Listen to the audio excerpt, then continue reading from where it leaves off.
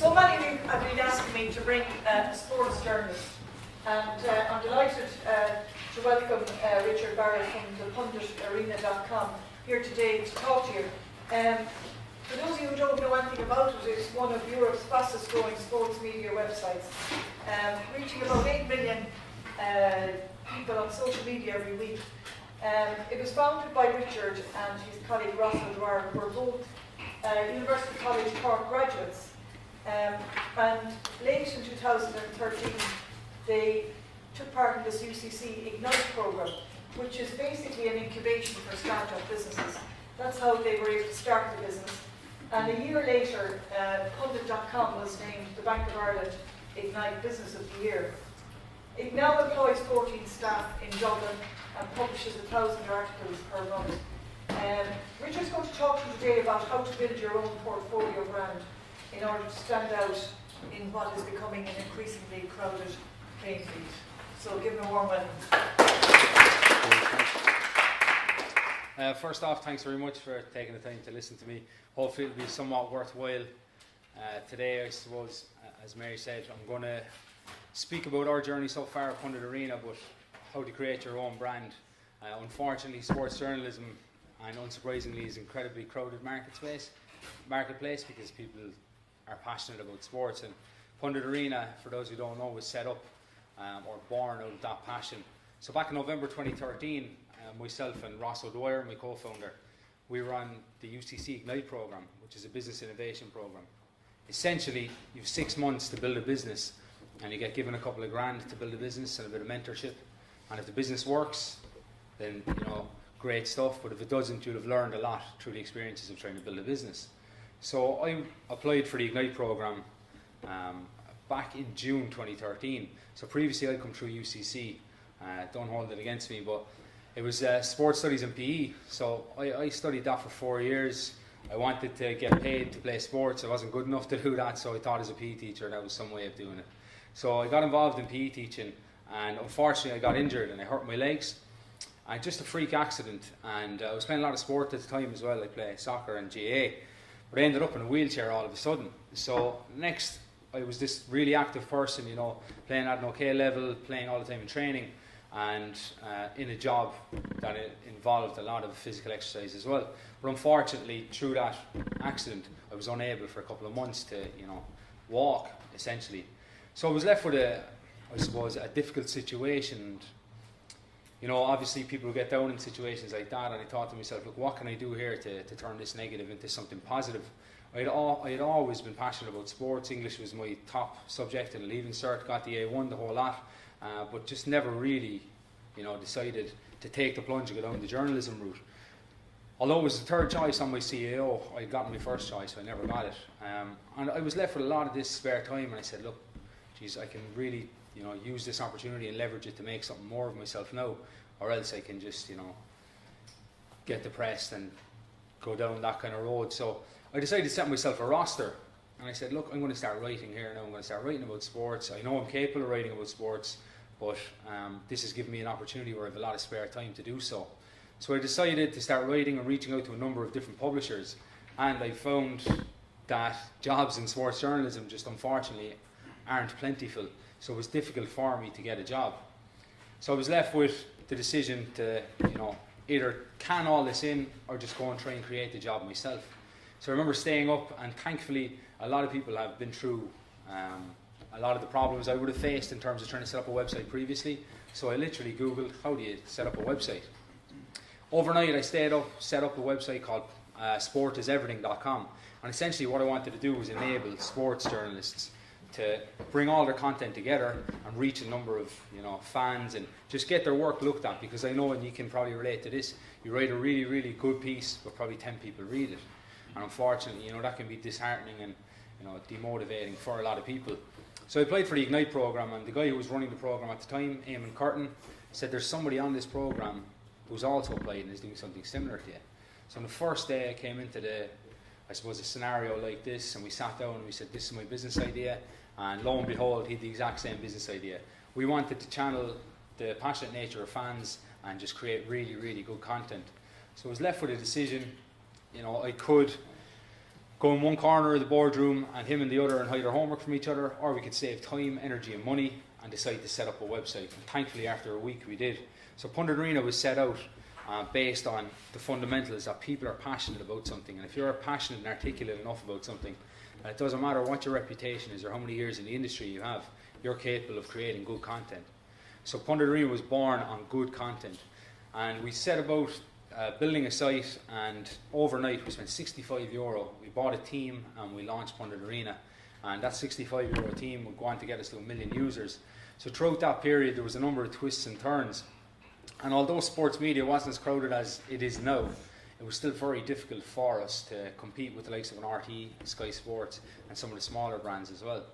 So I guess as an extension to that, you yourselves as individuals will find it difficult to compete against the likes of a Jerry Thornley or somebody else that's already there. So what you need to do is to create your own brand and focus on the content.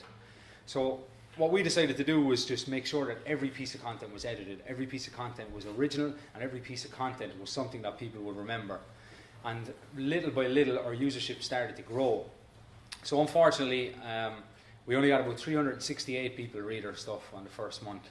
And we said, Jesus, you know, we've put a lot of work into this. We think the content is good, but we're not getting it out to enough people. And the same can be said for journalists themselves as individuals. And what we decided to do was look at our distribution channels. So how are we going to get to people?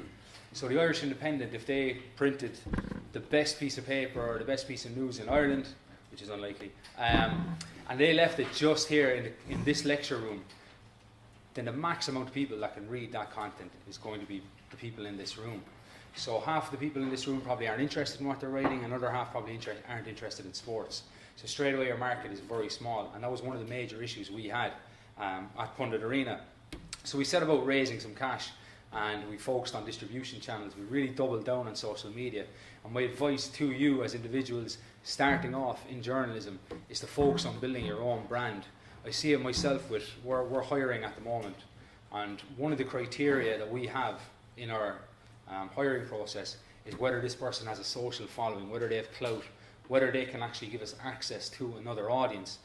So in the past, whereby your level of writing was, you know, probably the determining factor in whether you get a job, unfortunately, and I suppose fortunately now because you've grown up in this industry, having a social media presence and your own brand, so a me brand, is hugely important.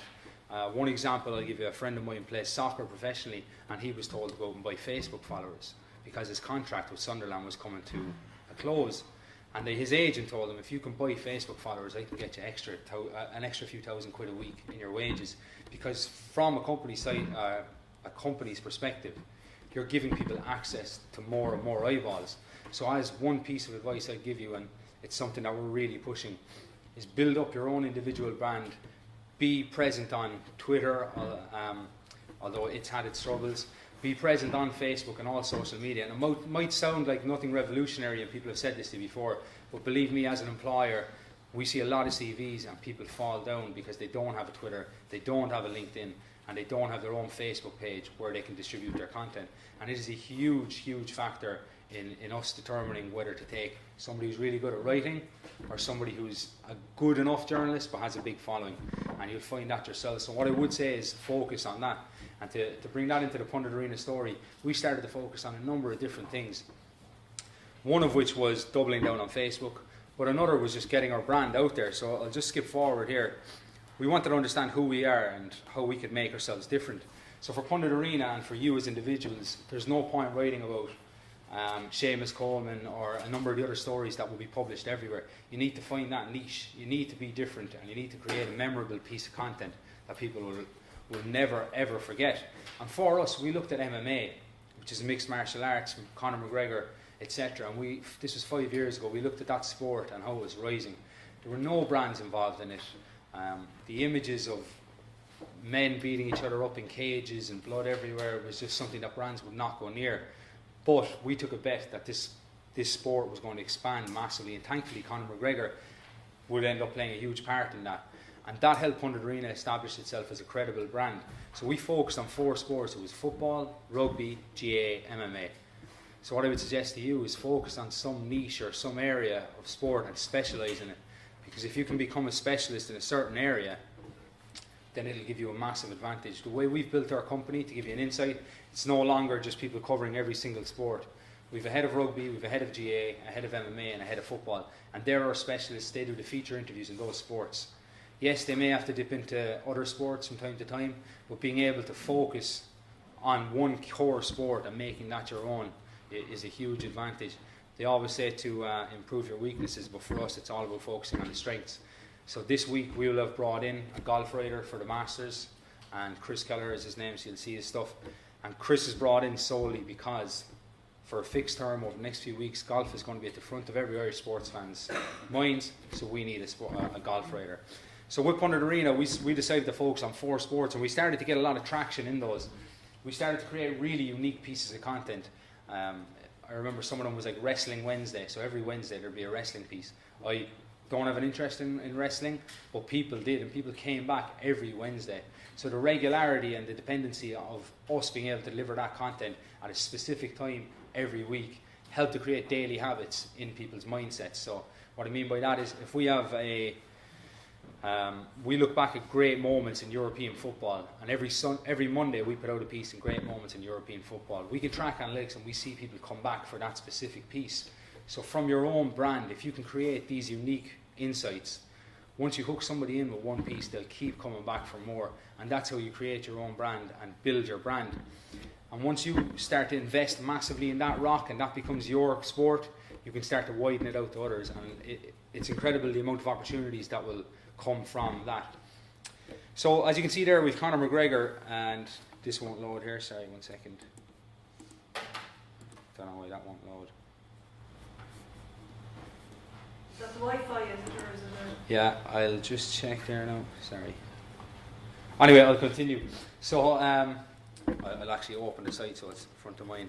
For Pundit Arena, so we went out and we needed to raise money, so we needed to invest in people, and I had no idea about investment at the time, so we went out and we raised, I think it was €100,000 at the start, and we invested in a technology that would enable fans to submit content and we could edit it quickly. So I think we've published about 45,000 articles in our existence, and from the point on this part of the Pundit Arena journey, we decided to bring in experts to help us create a technology that would enable people to write about sports. So essentially, from a Pundit Arena standpoint, how you make money as an external writer, you submit an article into our editorial team, and we've created this live league table. And the league table is important because it's based on performance of your content.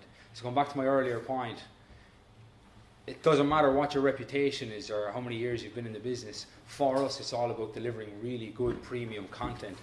And we created the hit list, which is this thing here, if it loads. And essentially this ranks our writers every single month from a number of different measurements. So when we started off, it was just views, purely views. So everybody was focused on views. The market was all about views. So unfortunately, clickbait then came to the fore. So when we look at our consumer habits or our readers' habits, people are absolutely, completely against clickbait. But a couple of years ago, they used to consume content that was driven by clickbait. Fortunately, that's completely changed now. So we developed our technology along with that. So social shares come into it. We can infer that if somebody is willing to share a piece of content, then they will, you can think that it's a good piece of content because people are unlikely to share it otherwise. In addition to that, we started to bring in the length of content. So news pieces, opinion-based pieces, and interviews. And we started ranking people over a number of those buckets. So just to sum it up, if you submit an article to Pundit Arena, it feeds into our site, and a number of measurements all track your article. So if you get 10 views on a news piece, it's worth 10 points. But if you get 10 news on an interview, it's worth 1,000 points. So for us, we're promoting good quality content. And my advice to you would be, if you're looking to create your own brand, don't regurgitate news. The news can be created by anyone. The news is unless you're an investigative reporter that's breaking the news, do not regurgitate the news. Focus on creating original content, be that opinion-based pieces, which aren't controversial just for the sake of being controversial. Make sure it's something you truly believe in, or else interview pieces. And interview formats, once you find out what your sweet spot is, Paul Kimmage's sweet spot is an interview format where Paul said this, John said this, Paul said this. My style would be setting the scene, speaking about the coffee shop, the ambience, the way the person walked in, setting a scene, creating a narrative around an interview. So what you need to do is find out what your sweet spot is and just double down on that and invest in it. And you'll very soon start to reap the benefits, because people will start to, I suppose, either love or hate your style, but they'll continue to come back because they know what to expect. So from Pundit Arena's standpoint, how we created our brand, and it's an interesting story. One morning, I woke up, it was about 5 o'clock in the morning, and Pundit Arena was growing well. We had, at the time, we raised about €750,000 from investors, and we'd grown the team, and our user numbers were up to about 1 million. But it got to 1 million users per month, and there was no other kind of way for us to break through to 2 million users. We'd plateaued. So it was okay what we were doing, but to get to the next stage, we needed to really focus on, a big bang, or going out and creating our own content. So we diverged from regurgitating the news to actually being the creators of the news. So a fantastic piece of content for us, the holy grail of content for us, is when our competitors have no choice but to reference us in the piece. So if we do an interview with Jacob Stockdale, who's our sports person of the month for March, and he speaks about what it was like to win the Six Nations, we know that the Independent, the Irish Times, the 42 are going to have to use Pundit Arena as a reference point, thus building credibility in our brand. So that's the focus we've gone at now. So one funny story was, we were back, I think it was April 2016, and we sat down, myself, my co-founder, and our editor, John Murphy, and we said, look, we need to just focus on stories. And we came up with this kind of mission, vision and values, and it was that if we believed in something, and there's 3 aspects to it, that if it was really good for the brand, that if we could deliver on it, and that it was going to be good for us commercially, then that's the holy grail of content, and that we would go forward with that no matter what the risk was. So Conor Mcgregor released an Instagram one night, and he said, thanks for the cheese, I'm retiring, or whatever, see you later. You probably remember it, he retired from MMA overnight. And MMA was a huge part of our sport, and Conor was, at the front of everyone's minds at the time. He was just going from strength to strength. And I remember waking up, and I think it was about 5 or 6 a.m. And as you all do, the phone was next to me. I looked on the Instagram, and Conor had put up a photo of him in Iceland, or what appeared to be Reykjavik in Iceland. And it was in my head the whole time. I said, Jesus, this fella's over here. He hasn't spoken to anybody about retiring. I said, geez, there's nobody going to go to Iceland for him. So I tried to go back to bed, and I woke up again an hour later. And I said, fuck it. This is a risk we might have to take, So I rang up my co-founder, and he said, what are you ringing me for? It's 6:30 in the morning. And he said, we got to get to Iceland. I said, this is the big bang we're looking for. This is going to elevate our brand. And we've got a massive opportunity over here to get a world exclusive to interview Conor McGregor since his retirement. So then he was like, look, we have meetings today that we can't skip. And he said, you go, and I look after the meetings. So I rang our editor, and I was like, John, and he was like, yeah, what do you want, or whatever, because it was quite early. And I was like, I'll be outside your house in about 25 minutes. I said, we're going to Iceland. And he was like, what are you on about? I was like, look, I'll talk to you in a minute. So then John comes out. I remember pulling up. He lives in town in Cork City. And he came out, he was still half asleep. And he had his gear bag and everything. And he's like, what's going on? And I was like, Conor McGregor's in Iceland. I said, how big can Iceland be? This is what we need. So he was like, what flight are we on? What time's our flight? Where are we flying from? And I said, to be honest, we've no flights. We've got to wait till we get to about Kilkenny before we can decide if we're actually going to make the flights. So we got there anyway. We drove, hit the road, stayed within the speed limits, and got to about Kilkenny. And I was like, check the flights now if they're available. So we had about, was it 2 hours or something to make the flight. So we bombed it up to Dublin Airport. We'd nowhere to stay. I just had my clothes on from the morning. I had no toothbrush, not even a bag with me, just my laptop. And we got up anyway to the airport, dropped the car off in the short-term car park, just left it there, ran straight in through the airport as quickly as we could. We had booked the flights as quickly as we could to get to the departures lounge. And wrecked, sweating, the whole lot. We finally got there, and the flight was delayed for an hour and a half, so we would have made it anyway. But we got there, and we started to tweet, so it was hashtag in search of McGregor. And if you go onto Twitter after this and you look at it, it's probably still there. And we started to tweet our journey, so it was a big risk for us because everything pointed to us not actually seeing him, or him still not being there, because 24 hours had elapsed since he had posted that he was in Iceland. So we got off in the airport, we tweeted the whole way, we recorded it, and people started to pick up traction, and it started getting a good few retweets, and people were following it on our website and all of our different social media properties. So we got off the airport, literally got off the plane in the airport, literally in the middle of nowhere, got this bus that brought us to the centre, just walked into the first hotel anyway and booked in, and I wouldn't recommend the hotel, but we had a bed anyway. So we sat there and we got to Iceland and we said, Jesus, what do we do now? As two Irish lads who just flown over to Iceland, we said, look, we'll go for a pint and see what we can do and see what to do next. So the moral of the story, I'll get to this anyway, was that we then went down and we were practicing recording. We're like, if we meet him now, this is how we're going to do the interview. So we're sitting down recording outside, sipping away on a pint. And next this guy, Lee, walks past, and Lee fights with Conor. And I was like, Lee! And then I turned around and there's Conor McGregor, and we were sipping away at a pint. So we ran up to him anyway, we were talking away to him, and he was like, he came all this way for me. And we're like, yeah, look, we really care about the story, we're big fans of yours.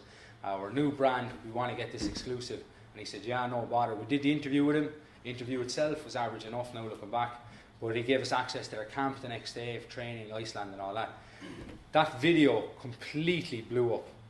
It was trending #1 worldwide because nobody had spoken to him. Ariel Helwani, if any MMA fans in here, he covered it. Every single one of our competitors had to cover it. So it was that holy grail piece of content that brought our brand to the next level. We were willing to fly all the way to Iceland on a whim, and it was something that was alien to a lot of the traditional media brands, that wouldn't jump into something like that, wouldn't be as agile. And we started to notice our user numbers in MMA from that moment just start to explode and continue to grow. In terms of brands as well, the brands that we work with, we're saying, geez lads, you're willing to go the extra mile, it's cool, it's kind of niche, it's funky, we want to get involved with you. So that was a huge kind of inflection point in the Pundit Arena journey. So from a journalist standpoint, when you get that gut feeling about something, and we had it, just go with it. It was one of those opportunities whereby, had we not seen Conor McGregor, we wouldn't have lost a whole lot. But because of the fact we did, it established ourselves as credible journalists in that industry. And that's what I would suggest to you. Look for that niche. Look for some way that you can set yourself out or stand out from the crowd. Because if you do the same as everyone else, you're not going to, and I'm sorry to say this, you're probably not going to get a job if you do the same as everyone else, because it's become so competitive.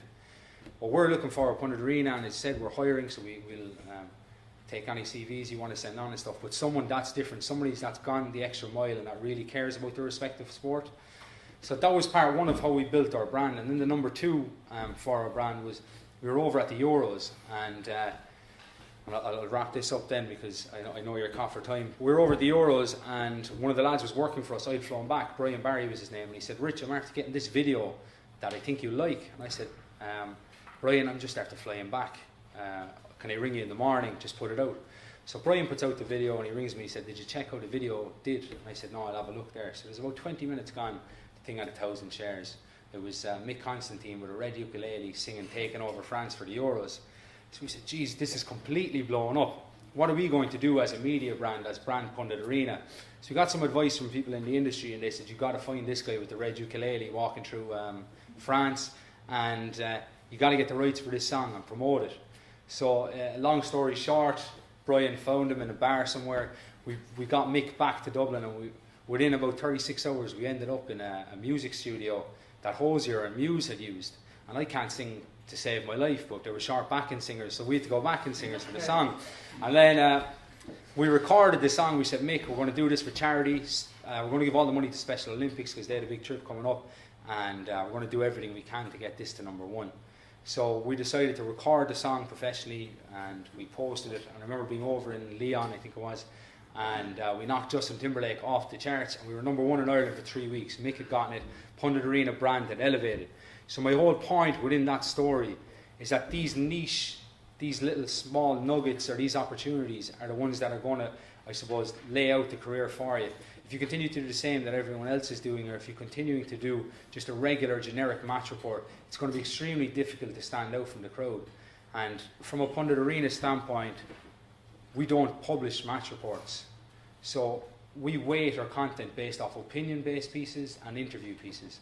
So for you as journalists, if I was in your shoes, I'd focus on getting those unique interviews, really, really good pieces of content And that's what will set you out and build brand you, essentially, because it does have an effect on your employment opportunities.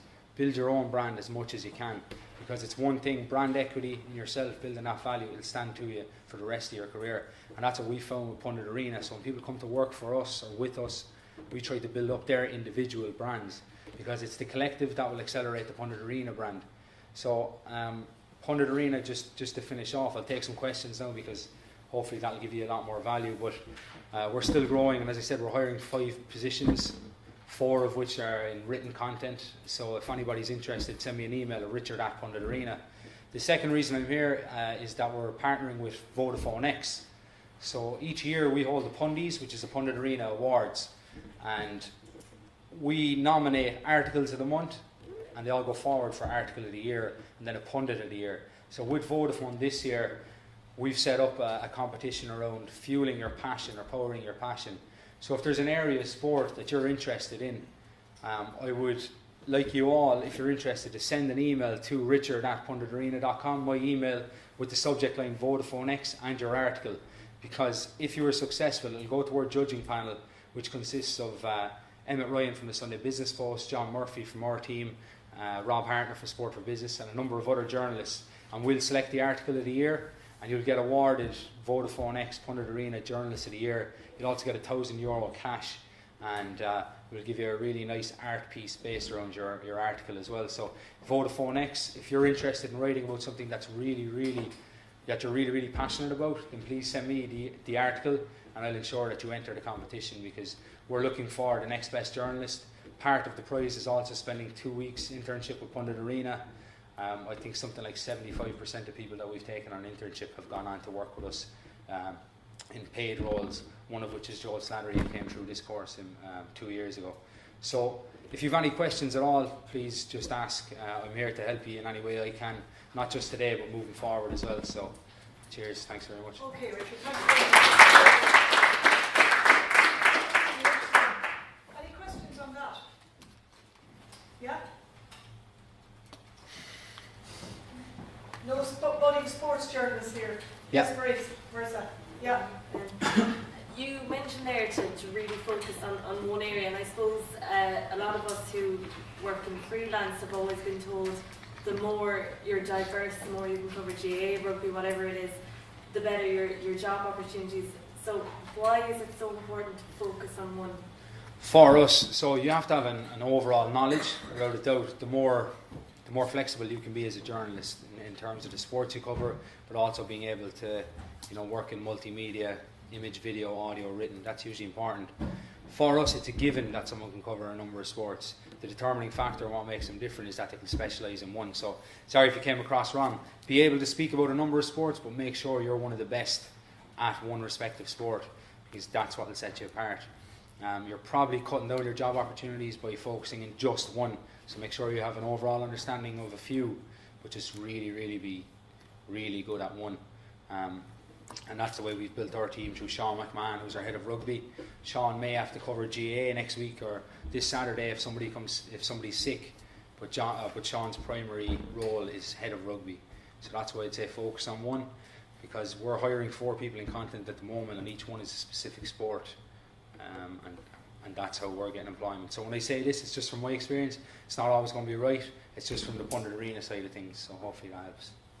And the multimedia side, if you're not versed in mobile journalism, if you can't record interviews with your phone, then 100% start to learn how to do it. It's a huge asset to have, and not only that, it's starting to go from something that's a prerequisite to get a job with a number of media houses. If you can podcast, if you can create content with video, or if you're a dab hand at social media, or even have a small bit of Photoshop, believe me, those are skills that will really help to get you jobs, because the nature of the way sports journalism is going, you're going to be working in small teams anyway. So the more you can do in terms of video and stuff like that, it'll definitely stand to you. Mojo Mobile Journalism, there's a conference in Galway run by RTE, well, in association with RTE, and it's definitely one of the best things we've sent our team on. Well, we have, they actually come down here and they train the students. Oh, do they? Yeah. Yeah, they started with us back in... Glen, isn't it?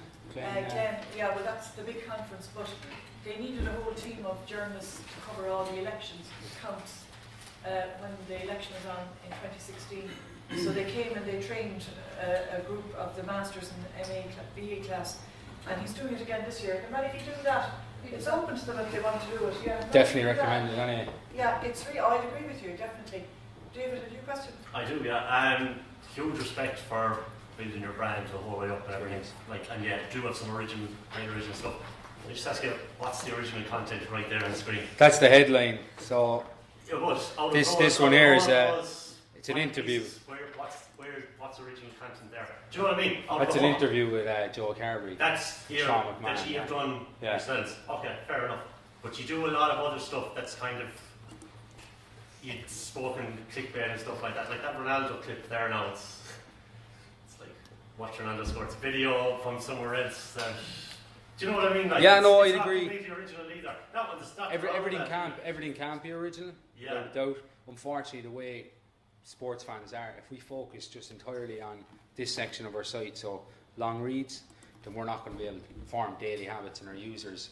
So the likes of a Ronaldo scoring a bicycle, that was such an iconic clip that it's important for us to cover that. But what we do is, instead of just putting 50 words, hopefully I'm not proved wrong here, we would write a piece. Well, that one's not working there now, but we do a minimum about 120, 150 words with it and speak about the actual piece of content. It's to go back to my point, we have to form daily habits in sports fans, and we hook them by getting people in with the likes of Ronaldo Bicy, but we keep them there by exclusive interviews with, we'll say, Joey Carberry, or the long reads are there, Brazil's humiliation, Mourinho. So a lot of the stuff, that's what we're kind of, our users spend more time on. That's what we're known for, because we can't compete with RT or Sky Sports and breaking news, because we don't have the bandwidth they have.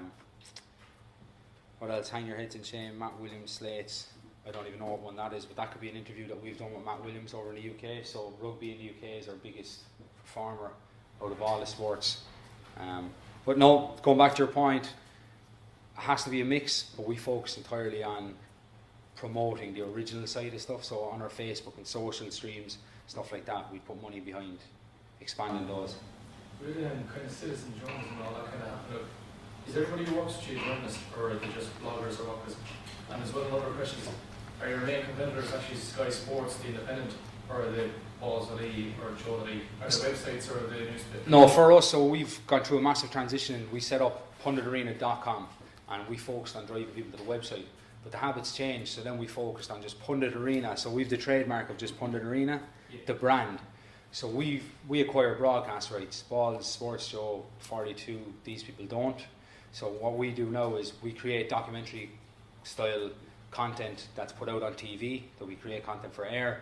We acquired the rights for over in Thomond, Barbarians' first ever women's game. We broadcast that with our own coverage. So a full team like Sky Sports, OB Truck, commentators, Nick Heath, Topsy Ojo, sideline reporters. During the Grand Slam weekend, we had the England-Ireland Legends games on Friday night at Twickenham Stoop.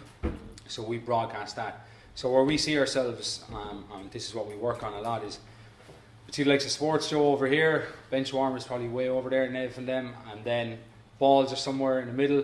The 42 are who I'd have huge respect for. We're trying to get the kind of mix between the 42 style content, but better socially than the 42.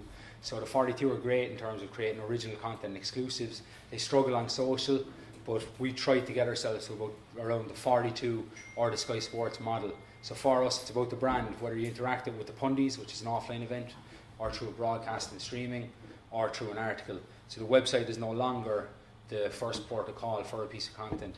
We look at what's going to perform better in certain ways, and then we push it out there. And to go back to your earlier question, the 14 people we have are all full-time journalists. We have 450 writers who are paid off performance, but 14 full-time on a salary. Before it was a Munster Championship football in Ireland, they used to have little video clips of people. I remember there was one girl, and she used to go to college here, but she was a physio. She wasn't a journalist, and I was looking at it like, she's not a journalist. Lauren Guilfoyle, yeah, but she is now head of the streaming rights for Littlewoods. So she's heavily involved, and she's head of the GAU Council. So I think she's probably more placed than 90% of the GA fans in Ireland to cover it.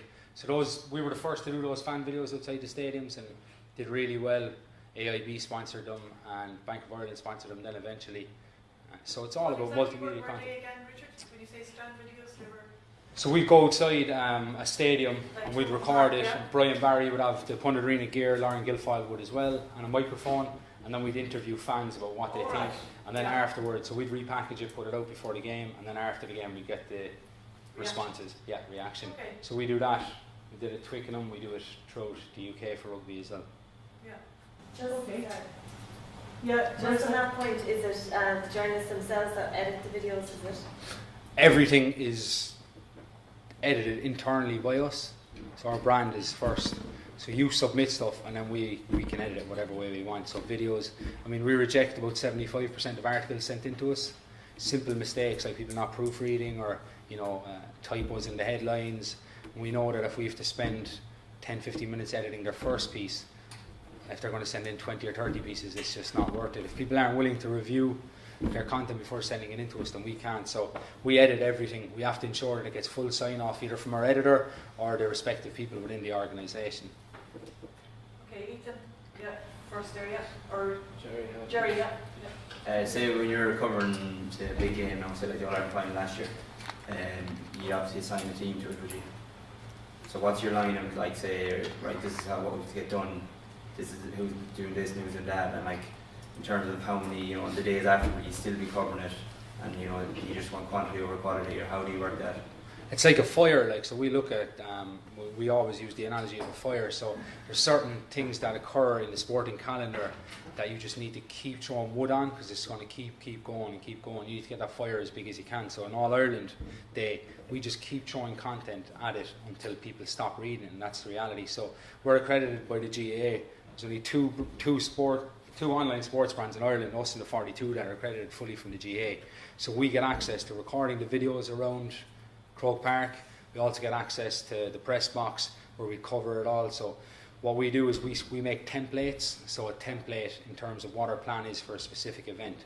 So we'd have pre-match, during match, post-match. We allocate it to different people. So Lauren and Brian would be pre-match. All right, you go off and do the fan videos. Brian, you've got to get into the stadium. So you've got to finish your match report, your talking points for after the game. We'd have Cian or someone running it from the office from Pundit Arena HQ on the Twitter side of things. Then post-match, Brian would have a number of things, so talking points, player ratings. Lauren would go off and do the fan videos. Dave in multimedia would get it sent back to him and then edited and repurposed. So there's a number of different touch points that we have based on a specific event. So like for Ronaldo scoring a bicycle last night, we're not going to do fan videos, or we're not going to do a number of talking points, because our audience are going to get that elsewhere in terms of soccer. So yeah, we try to make we've tried to build as many systems in place whereby everybody can just, tick a box. I'm going to do that, I'm going to do that, I'm doing that, and there's accountability then, so we can rely on what content comes in. So we extended that to our external writers. So every Sunday we have a long read. So an example is every Sunday at 10 a.m. we will have external writer A submit a piece that's long form on MMA, and that needs to be there. So just controlling or commissioning pieces to people. The match reports point that I didn't really touch on, or that I didn't really get into, is that we don't do a huge amount of match reports because and we'll give you an insight now, is that we're actually working with a company called Stats, and we're working with a company called Automated Insights. And what they do, and it might be quite scary for you, is that they've created this algorithmic natural language generation program. So essentially what we can do is we can create a templated document, and we'll feed this into our AI. So it's like a machine learning, and a robot essentially will create a piece of content. So we've been trialling with our content over the last few weeks, which is unbeknownst to most people, is that we'd look at a French rugby match report, and a match report that one of our team has spent time writing, and very often they'll perform the same, if not better, from the robot. So what we're doing now is we work with a data company called Stats. They plug the data into this machine, the robot creates the article, and we publish it out. And people don't have a clue. But the reason we're doing this is because the New York Times are doing it, and Forbes, I think, do it for analysing, end of year accounts and stuff like that. So the reason we're doing it is so that we can kind of understand it. before everyone else starts doing it. And the reason it's positive for our team is because our team didn't get into journalism to do match reports and, you know, just input scores. Player X scored this, player Y scored another. They got into to do the interviews and the opinion-based pieces. So the robots can cover the match reports, but it's freeing up time then for our journalists to do interviews. So it sounds really scary, but unfortunately, I can follow it. Does the robot go along like to Lansdowne Road and? no, it's. But can I just stop you there? You said, I'm sure somebody probably didn't want to do a match report, they'd rather do interviews and stuff, but I'm sure they'd rather do the match report than the robot. You know what I mean? Like, if a job came around, you kind of have to do what's on offer as well. Like, do you know what I mean? So, Oh yeah, no, I yeah, understand. But I'm just saying that's the way things are going. Yeah, so yeah, there's Somebody has to feed the information. so into the algorithm. stats or Opta, whoever you use, look at a match and they've data touch points. And we would have a template that says Team A played Team B on date X. All right, yeah. And they feed it in and it comes straight out. So we've only used it 3 times, but it's just the way things are going. I think it's very interesting because it frees up the time for our journalists so that they can focus on the better pieces of content. But on the other side of it, it's massively scary as well. It is. It's really big brother stuff. Sorry, Jared. Yeah. I'll be 2 minutes. Just a second.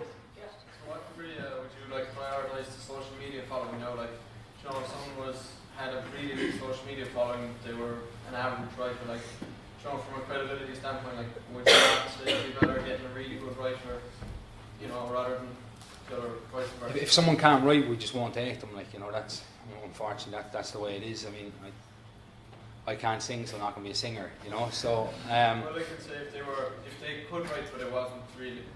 You know, if you knew that there was a lot better writers out there, but they had a huge social media following. It needs to be at, so you need to have a certain bar and everyone needs to be at that, and that's when the social media comes into question to decide who is better out of the two. Somebody who isn't as good at writing isn't going to get that far in the interview process, and that's just the reality of it. But what might set someone apart then is that social media following. So we have a guy who writes for us Fantasy Football Fairy, and I'm not into fantasy football, but he's a huge audience and his fantasy football stuff gets thousands of reads, whereas, you know, it doesn't get that through our distribution points, it's through him sharing it himself. So he's got huge value to us because he can guarantee that audience. So just to answer your question, there has to be a certain level you get to first before they start coming into play. Definitely. Yeah. Yeah. You talked a bit about. Sorry, Simon was here first. Sorry, I was Simon. just wondering about, you said you're hiring people there at the moment. Do you give priority to journalism graduates, or is it just? Yeah, we would, yeah. It has to be because they have experience. With all due respect to the team that we started off with, we all started off with no experience, and I think now in the business where we're at, we need people who have experience. And I know you have experience of going in, working with certain areas and going on placement and stuff, and definitely that's what we do. We've been speaking with other colleges as well about bringing in internships, paid interns. Everything has to be paid, I feel, definitely. And if anybody's looking to do an internship with us at some point, then definitely. But journalism graduates, I think there is huge value in having that degree, without a doubt. Jared, did you want to follow up with a question there? Was it? No. Yeah.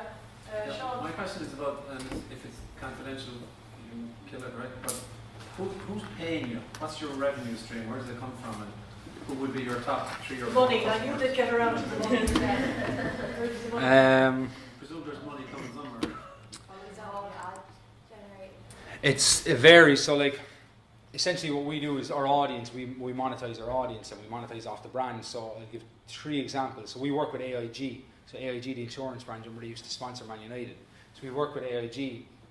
And in the GA point of things, we're content creators. So we kind of pride ourselves on being able to create good content. So AIG pay us to create a documentary. So at the moment we're working with Philly Mcmann, Dean Rock and the Ballymun Kickham's GA club about the really good stuff that's going on in Ballymun. And how GA is flourishing there. So for AIG, we create this documentary from I suppose the conceptualization stage to publishing it and then distributing it. AIG work with us because they can't create it, and if they did, they can't reach an audience. So what we do is we sell that. So AIG would be a brand that we work with there. From the other side, Heineken want to access Munster, Leinster rugby fans. To a smaller degree, Connacht and Ulster, but primarily Munster and Leinster rugby fans. we have a massive rugby following. So what we do is we create content based around, match days or certain things that Heineken would advertise around. But also we've created a piece of technology, a widget that allows you to sign up to this Heineken Rugby Club that gives you discounted tickets and stuff. So we guarantee them 500 sign-ups every single month. So the onus is on us to create good content that Munster and Leinster rugby fans will like, and then they get signed up to Heineken. Then from the other side, with the broadcasting, so we broadcast at Twickenham Stoop last week, or 2 weeks ago. With our broadcasting cameras and the technology we use, we can put sponsors on the pitch. So you see NatWest painted onto the pitch on the Six Nations. But essentially what we can do is put a layer over the screen so it looks like Heineken and Vodafone are painted onto the Stoops pitch, and then they pay us for that. So it's primarily advertising, but it's content creation and selling that. And then the last part of it, the Examiner in Cork, we create content for them. So our team internally, we create content for the Examiner. They can't create a lot of League of Ireland content, the Evening Echo especially, just given their resources. So we create the content for them and we syndicate it to them. So every single month, John McHale, the sports editor there, would take Cork City content or Derry City content from us, and it goes out as Evening Echo content. We white label it. So it's content syndication and then advertising / partnerships. That seems to be the way a lot of them are going, Richard, isn't it? And it's actually a better form, rather than have this blatant ad for AIB in your face. Oh, definitely, And yeah. they just put they put the sign up at the end then, is it? Yeah, so I suppose the AIG one, no, what's a good example? Yeah, the AIG one that we're doing at the moment with Ballymun, that will, like, in the background of Philly kicking a point, or Dean Rock kicking a point in Ballymun, will have AIG hoarding behind it, or he'll be wearing like AIG shorts, his Dublin shorts or something. Yeah. So it's there, people are aware it's an ad, so you're not actually hiding the fact that it's an ad, because people hate that. But the content itself is good. Yeah. So people don't hate advertising, people just hate shit advertising, and that's what happened to the market. People flooded it with ads, and Yeah. it just became We're bored with it. Yeah. completely, there was no talk onto it, so And thankfully is that no. what a lot of your journalists do? Those kind of documentaries going out? Documentaries and then written themselves, content is as it? well, yeah. Yeah. No, we've a multimedia team, but then The from multimedia team, okay. written content as well, so Yeah. we've done a lot of work in ladies football with Lidl, and we did a big, Lauren Guilfoyle, you mentioned earlier, did a nice written piece based around the state of ladies football at present in Ireland and where it's at, and interviewed a number of people. So Lidl want to be associated with that, and then they pay us, so we create content for them. Okay. All right. Very good. Any more questions? Yes, Jane. Yeah, what's your future aim? Because there's only 4.5 million people living here. Do you aim to zoom in on GAA and MMA? Because no offence to Conor Mcgregor, but I can't see him being a good player. Yeah, well, Pundit Arena Rugby, so it's the biggest social media following in the world, and rugby. So we work with Prem Rugby, we work with Bath Saracens, Harlequins, Exeter, London Irish, and one other Premiership rugby team, and we work with World Rugby themselves. So for the Sevens coming up in San Francisco in June, we use that. So the UK rugby is our biggest following. So we've a team over there, Nick Heath, Topsy Ojo, and Andy Good used to do stuff with us as well, but Tom May now, and that's where the big baby is for us. Now there's only 4.5 million people in Ireland. Our audience is predominantly male, so you're down to 2.5 million people. Half of those don't even care about sport, so very quickly your audience becomes very, very small. So Ireland, yes, is great for us to build up our business, but the UK, we've raised significant investment, and it's all geared towards expanding our UK operations. Do you find you get much credit from, say, the traditional sort of journalism, the big outlets, the Irish Times, Independence, Irish Examiner? Yeah, we would. The Examiner, I mean, our customer of ours, the likes of News Talk. I do business of sport for News Talk, and we have a partnership with them for the last few years. So they would be, so from a communications side of things, the Indo would credit you. Some of the other newer media brands wouldn't credit for whatever reason. For us, you just have to credit, I think. So we try to work with and collaborate with the existing media brands. So we run the Pundit Arena Sports Person of the Month Awards every month, and the judging panel from that comes from some from the Irish Times, some from the Sunday Business Post, and Sport for Business, and sportswomen.ie. So I think the attitude of you know, not having a nice relationship with those media brands or with your competitors is probably wrong to an extent, because you know we've had people now, Brian Barry, our head of GA, is moving on to Sky Sports, but we still have a good relationship with Sky Sports, and we might take someone from them. So yeah, I think it's important to have a good relationship with them. Definitely, you never know, you could end up working for them, you know. Okay. Any more questions? You might just finish by just, I know you said you were looking to hire. Would you just go over again kind of what you're looking for? Sort of, is it that they submit a CV and samples of their work, or what? Or? Yeah, so there's two things. From Pundit Arena standpoint, we're hiring. So we're hiring 4 or 5 people for written content primarily. So if you're interested in, you know, applying for one of the jobs there, one of the jobs is for an editor, but primarily it's for somebody in football content, so soccer, Irish soccer, and someone ahead of GA is we're looking for as well. The other 2 are based around shift work and news content, but primarily the big one for us ahead of GA is who we're looking for.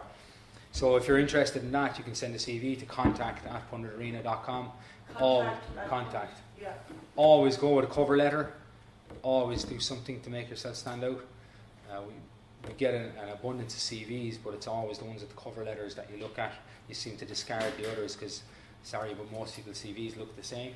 It's the cover letter that sets you apart. I remember one of the things that kind of got us invested when we first started off was we created business cards with our stupid heads on the back of them, and fellas kept remembering us for that reason, and then someone ended up investing in us because they said, I remember you had your heads on the back of your business cards because one got stuck to my foot. So like, what I would say is, even for something like that in a cover letter, put in a mugshot of yourself, or put in something, because I know I might be embarrassed or cringy, but you'll be remembered. And from the second side of things, then the Vodafone X side is, if you're interested, send in an article, or if you're interested in further information, I'll be sharing the marketing material for it anyway. Yeah. You can win €1,000, an internship with us, and you get awarded the Sports Journalist of the Year in association with Vodafone X. Whatever about the Pundit Arena brand, but being associated with a brand as big as Vodafone is always going to stand to you as well. And what kind of word count are you looking for that? We'd spoken with this earlier, probably around 800 words, yeah. It's probably 800 words, so for that competition. So whether it's a really, really insightful interview piece, or a really strong opinion-based piece, or a look back on a moment in sporting history that's had ramifications for a number of things, it's completely open to you. Just make it interesting, and it's €1,000. Yeah, great. And is there a deadline for that? The deadline won't be set fully until May 15th, where we're going out. So it's roughly, you have about 4 or 5 weeks of it. We're thinking of shifting the deadline a small bit because people are under pressure with exams. Yeah, all of that. So Yeah.